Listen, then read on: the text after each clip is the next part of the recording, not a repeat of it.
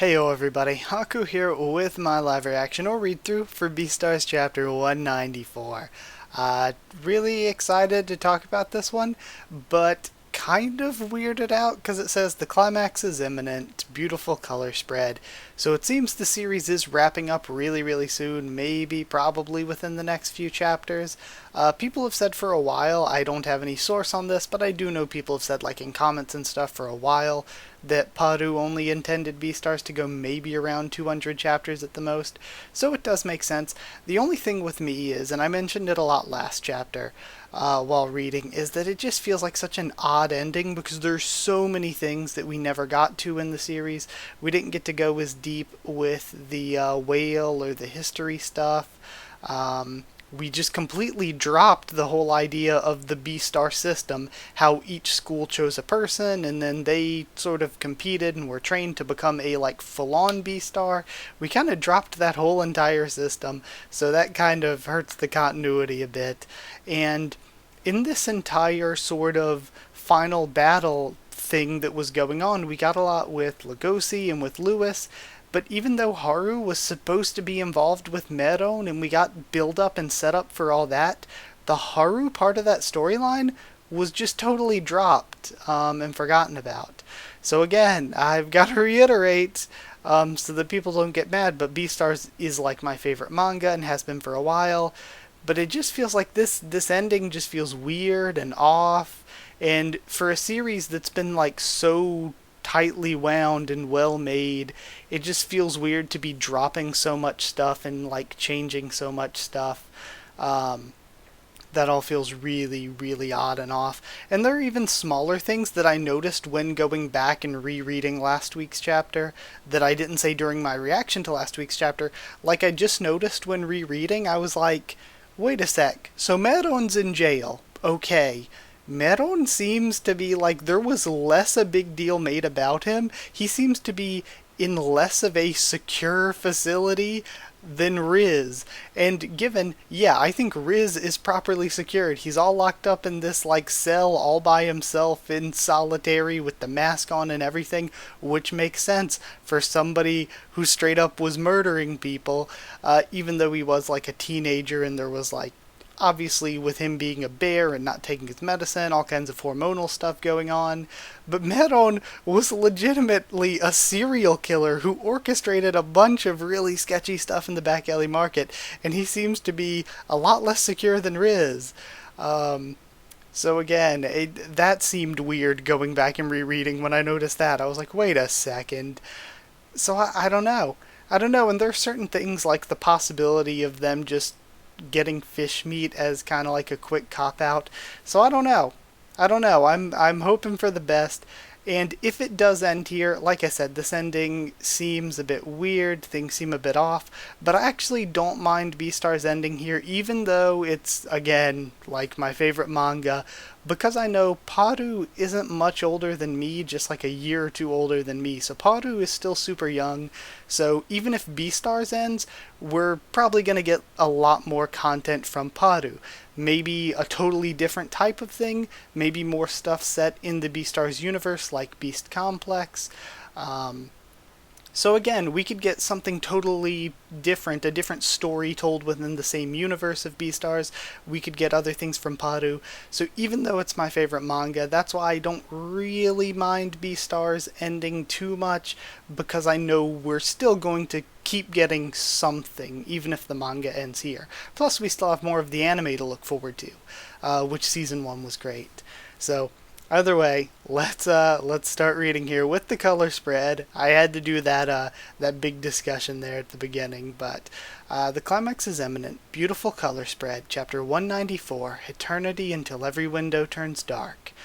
Our feelings starting to be connected, and we have of course kind of our main four here. Even though we really haven't seen Juno all that much since leaving Cherryton. Alright, Lewis and Juno are dating, yet Juno seems to be deep in thought. Also, again, I won't, like, go into it in detail since I've talked about it so much already, but I don't like Lewis and Juno as a ship. Juno, are we not there yet? We're taking a while. Juno? Alright, today, you're gonna kiss me. You can't forget the kiss we had, and I know you're gonna kiss me on this date. What's with your glaring eyes full of death threats? Glaring? Your baseless confidence is charming, but don't drag me into this. It's not baseless. Lewis-senpai, if you couldn't say no to today's date, it's because you cannot forget it, right? Isn't that right? Or am I overthinking it? Please answer me. And there was also some really good stuff going on with Lewis and his problems connecting with his fiancée that, again, would have been nice to explore more when it comes to Lewis's character. Sometimes she's pretty cute, he thinks. So, what do you want to do? Go watch a movie or something? No, only people who have no self-confidence would choose to do that. I refuse to do that. Stop antagonizing other females. Today, you'll be focusing only on me, Lewis-senpai. From now on, you'll be focusing only on business, Lewis-san. And we have him thinking about Azuki, I think was her name. I've never been on a true date with Azuki-san. Ah, your ear's twitching. Something on your mind. First of all, she doesn't show her emotions much. Am I being too excited? And she never speaks what's truly on her mind. Even when I shut up, my tail makes noises. Stop it. Calm down. Where's this train taking us anywhere? Somewhere far away. Far away? Yeah. Alright. I can see the school. She was right, in a way. How many movies would it take to be worth just one train ride with her? And we see the two of them just talking. The weather's so nice. I love rain, but my fur always gets messed up, so the sun today is nice. That's right. Everything around Juno is like her own stage. The sunlight, the wind, everything. Even the kiss on graduation day. It didn't feel real. I almost forgot my own place in this world. Alright, so there. I kissed you and everything. How was it? This is a political marriage. I'm not looking for a romantic kiss. I guess that's not a bad thing. My love is for the Horns conglomerate, not for you.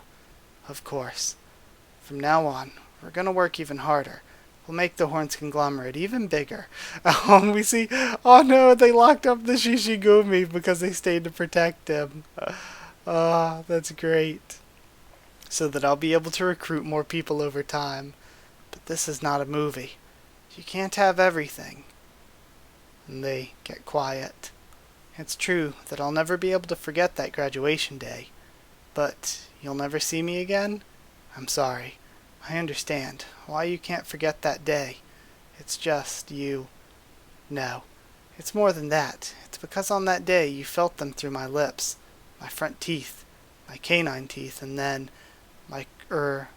my carnassial teeth. Remember every one of them, Lewis-senpai. Goodbye. Now, with this, fangless kiss won't satisfy you anymore. And she leaves him. Take this, the cute curse of a wolf, she thinks. Forever deep inside your heart is. Honestly? Do you know what? Paru might have just really proved me wrong on this ship.